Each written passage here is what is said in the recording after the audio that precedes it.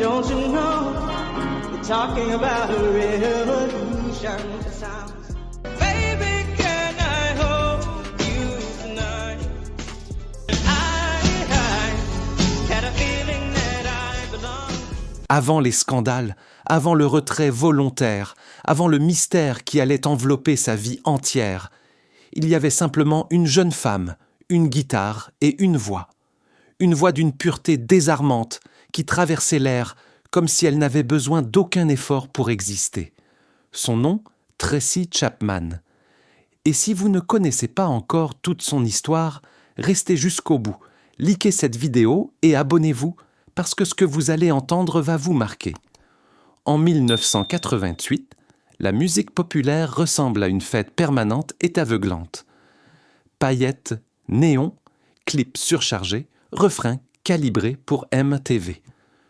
Tout est surface, tout est vitesse, tout est spectacle. Et dans ce paysage saturé d'effets, une femme noire au regard calme, à la guitare acoustique et à la mise sobre semble condamnée à passer inaperçue. Tracy vient de Cleveland, dans l'Ohio. Pas de carnet d'adresses dans l'industrie, pas de machine marketing derrière elle, pas de costume scintillant. Juste une sincérité brute, presque dérangeante dans son époque. Elle ne parle pas fort, elle ne cherche pas à s'imposer. Mais quand elle ouvre la bouche, tout s'immobilise autour d'elle. Son art n'est pas celui de la performance, c'est celui du vrai. Le 19 juin 1988, cette vérité va se propager au monde entier en quelques minutes. Ce jour-là, le Wembley Stadium de Londres accueille un concert colossal, organisé pour célébrer le 70e anniversaire de Nelson Mandela, toujours derrière les barreaux en Afrique du Sud.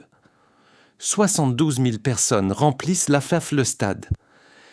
600 millions de téléspectateurs regardent depuis leur foyer à travers le monde. Les plus grandes stars de la planète sont réunies pour chanter la liberté.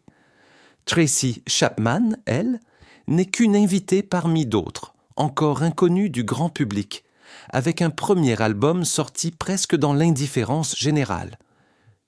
Mais ce soir-là, l'imprévu va tout renverser. Alors que Stevie Wonder s'apprête à fouler la scène, un problème technique brutal interrompt tout. Les organisateurs paniquent. Le public s'impatiente. Il faut quelqu'un capable de jouer maintenant, sans décor, sans préparation, sans filet. Dans les coulisses, une jeune femme attend tranquillement, guitare à la main. Un technicien la reconnaît, hésite une fraction de seconde, puis lui fait signe « Monte ». Elle avance seule sur cette scène gigantesque face à des dizaines de milliers de regards. Aucun effet spécial, aucune lumière de spectacle. Elle s'installe, règle son micro et pose doucement ses doigts sur les cordes. Quelques secondes après, une phrase traverse les haut-parleurs et fige la foule sur place. La voix, à la fois fragile et inébranlable, envahit tout l'espace. Pendant plusieurs minutes, le monde retient son souffle. Sans choriste, sans artifice, sans rien d'autre qu'elle-même, Tracy Chapman vient de rappeler à 72 000 personnes et à 600 millions de téléspectateurs que la musique n'a besoin de rien d'autre que de sincérité pour être absolue. Cette performance improvisée devient immédiatement légendaire. Dès le lendemain, les médias du monde entier ne parlent plus que d'elle. En quelques jours, son premier single grimpe dans tous les classements internationaux. Son album, initialement prévu pour s'écouler à 200 000 exemplaires, franchit le million de ventes. Les disquaires sont dévalisés, les radios s'emballent et une étoile vient de naître dans le ciel de la musique mondiale. Aux Grammy Awards, Tracy Chapman repart avec 3 trophées, dont celui du meilleur nouvel artiste. Mais pendant que tout le monde célèbre, elle reste à distance. Lorsqu'un journaliste lui demande ce qu'elle ressent, elle répond sobrement « C'était excitant, mais aussi terrifiant ». Ce mot « terrifiant » résume tout ce qu'elle est. Là où d'autres auraient si savouré chaque seconde de cette reconnaissance, elle y voit déjà une forme de menace. Elle sait dès ses premières semaines de gloire ce que la célébrité exige en retour. On veut des sourires calculés, des anecdotes vendeuses, une image à packaging. On veut qu'elle devienne un produit. Mais Tracy Chapman n'est pas une image. Les journalistes la trouvent timide. En réalité, elle se blinde. Elle a compris quelque chose que beaucoup d'artistes apprennent tout trop tard. Une fois que tu offres au monde une partie de toi-même, cette partie ne t'appartient plus jamais. Alors elle choisit, dès le départ, de protéger ce qui lui reste. Elle évite les plateaux, décline les invitations mondaines, fuit les soirées de l'industrie. Son succès va devenir son bouclier, son silence, son arme la plus tranchante. Les producteurs la pressent pour un second album. Elle refuse d'en faire un produit commercial calibré pour les charts. Elle veut un disque sincère, intime, sans compromis. Ce sera Crossroads en 1989. Un album qui refuse les refrains faciles, qui ne cherche pas à séduire par la forme. Et contre toute logique commerciale, la critique l'accueille avec chaleur. Tracy Chapman prouve que le succès n'a pas besoin d'être bruyant pour être authentique. Mais derrière cette victoire artistique, une fatigue silencieuse s'installe. Les tournées s'enchaînent, les interviews se multiplient. Elle sourit par obligation, mais ses yeux racontent une autre histoire. Dans un entretien rare accordé à cette époque, elle glisse doucement. « C'est beaucoup de travail, beaucoup de temps loin de chez moi, et j'aime être chez moi. » Une phrase anodine en apparence, mais qui dit tout sur ce qu'elle est profondément. Tracy Chapman ne veut pas d'une vie qui lui soit volée par les autres. Alors, progressivement, elle commence à s'effacer. Elle disparaît des plateaux, s'éloigne des soirées de l'industrie, repousse les propositions les unes après les autres. Dans un milieu où la visibilité est une religion, son absence intrigue autant qu'elle agace. Elle est qualifiée d'ingérable, de difficile, d'inaccessible. Mais pendant que le monde court après la lumière, elle ralentit. Pendant que d'autres s'exposent, elle se retire. Et ce choix va finir par définir toute son identité d'artiste.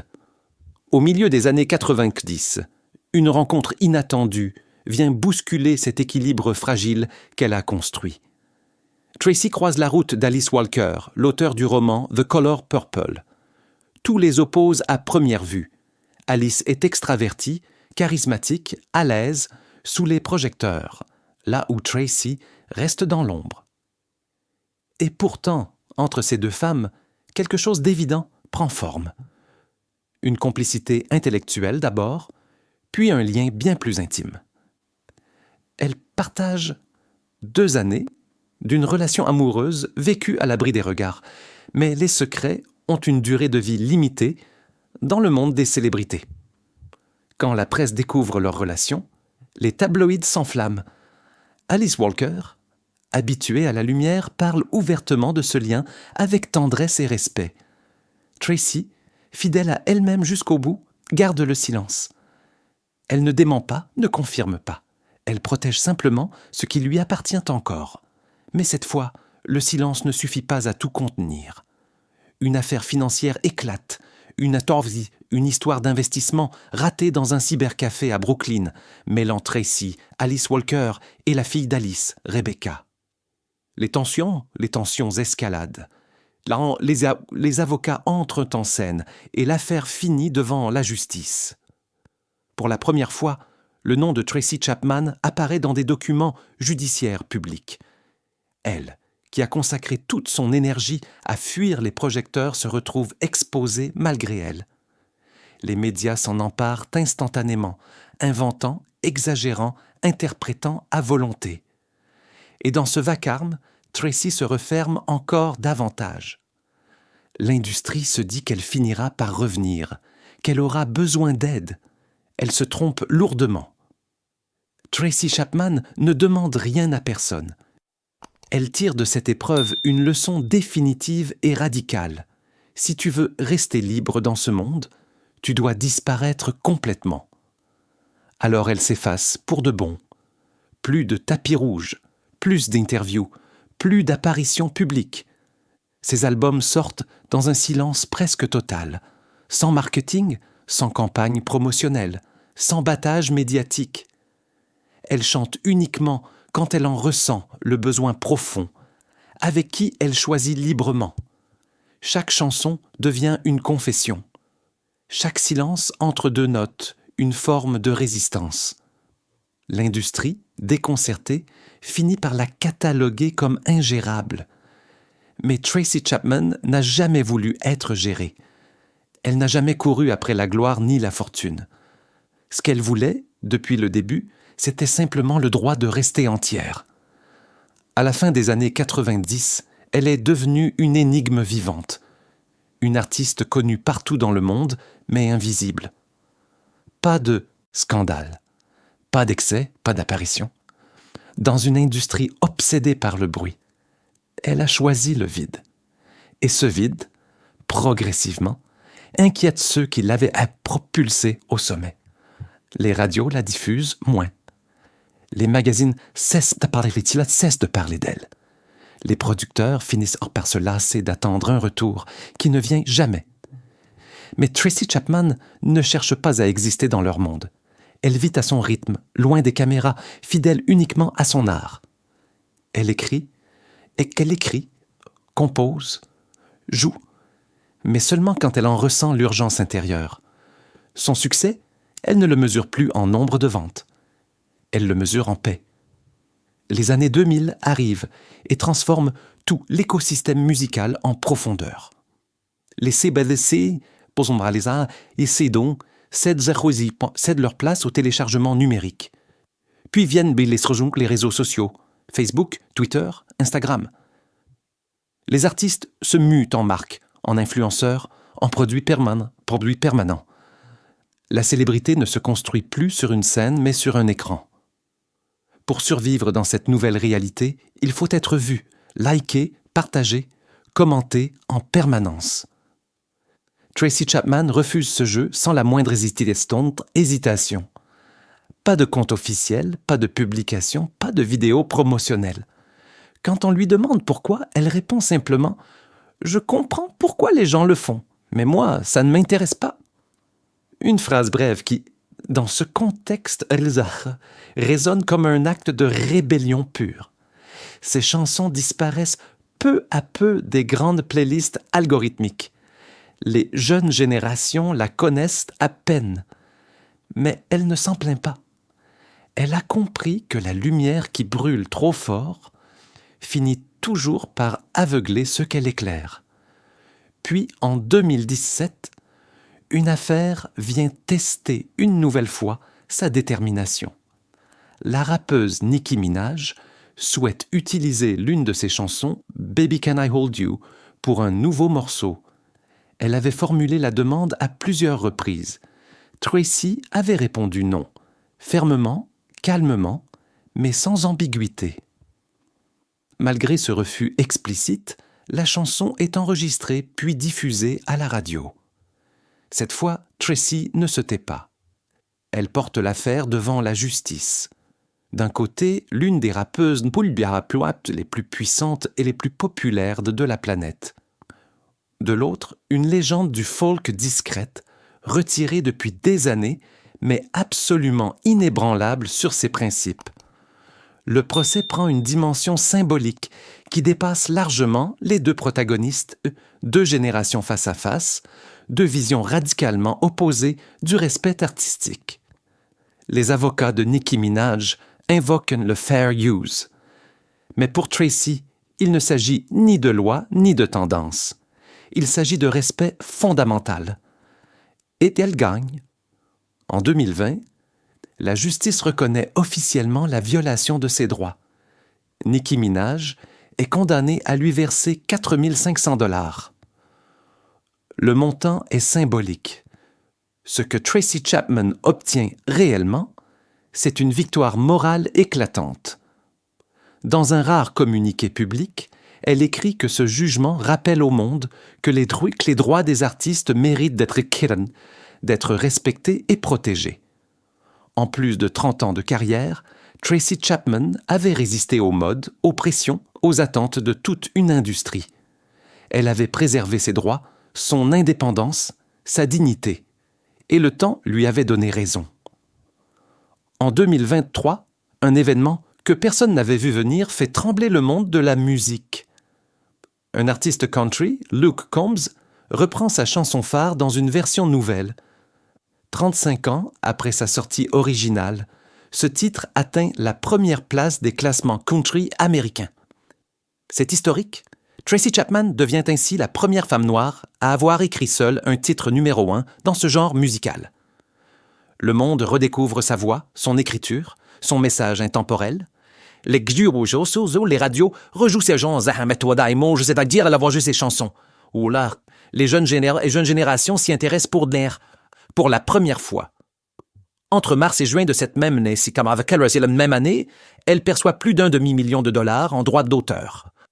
La femme qui avait tout fait pour disparaître était devenue, malgré elle, encore plus grande. Quelques mois plus tard, les Grammy Awards annoncent une surprise qui stupéfie la profession entière.